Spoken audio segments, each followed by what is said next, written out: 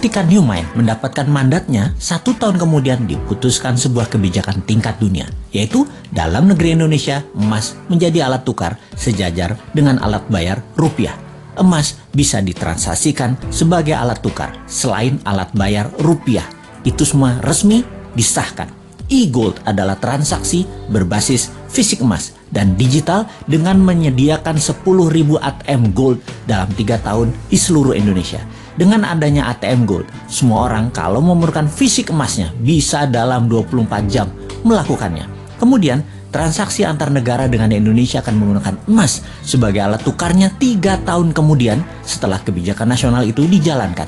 Diharapkan dalam 3 tahun setelah hal ini, semua di regional ASEAN, e-Gold menjadi alat tukar resmi antar negara ASEAN dan negara Selatan Pasifik.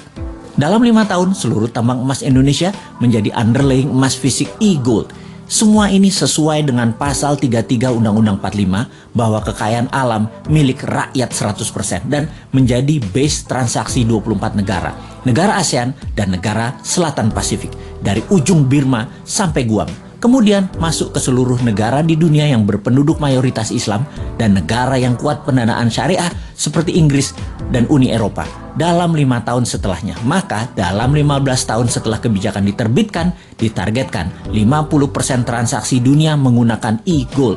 Emas adalah pengadil yang adil. Indonesia akan menjadi negara pertama bebas inflasi. Kemudian diikuti negara-negara regional dan dalam 15 tahun 50% dunia bergabung dalam dunia tanpa inflasi. Harga emas akan dibuat diam, tidak bergerak, tidak di-floating lagi berdasarkan demand dan supply agar oligar dan globalis tidak bisa bermain harga. Harga emas akan diam, dipatok diam. 1 gram emas sama dengan 1 juta rupiah. Sisa dunia menyesuaikan harga tersebut.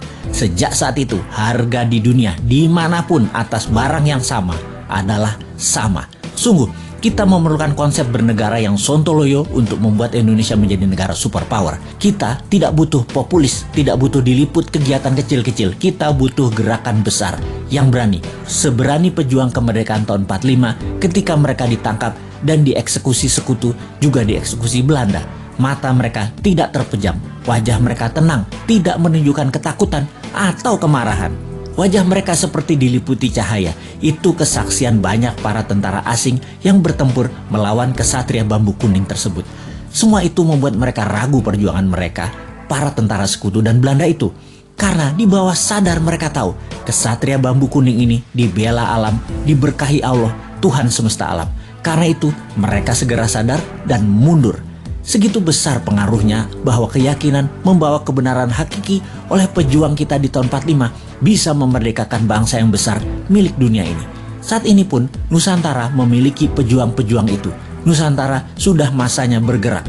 Wahai para pemuda, Anda bersiap berjuang dengan berani, berjiwa tenang karena tahu ini semua perjuangan untuk Indonesia menjadi pengadil dunia teradil untuk membuat dunia ke depan damai selama 1000 tahun. Wahai pemuda New Mind, inilah masa kalian menjadi pembeda, menjadi pejuang kesejahteraan dunia untuk jadi penengah kisruhnya dunia. Rebutlah kekuasaan globalis yang merugikan dan jinakan negara dunia yang saling bunuh untuk kekuasaan dan pertumpahan darah untuk sebuah kepuasan jabatan. Sudah itu semua. Sebar terus pemahaman New Mind yang bisa membuat Indonesia menjadi negara superpower segera. Diawali dengan menjadikan emas sebagai alat tukar dunia. Untuk menjadikan emas alat tukar nasional, segera akan kita menangkan dengan mendapatkan mandat sesegera mungkin.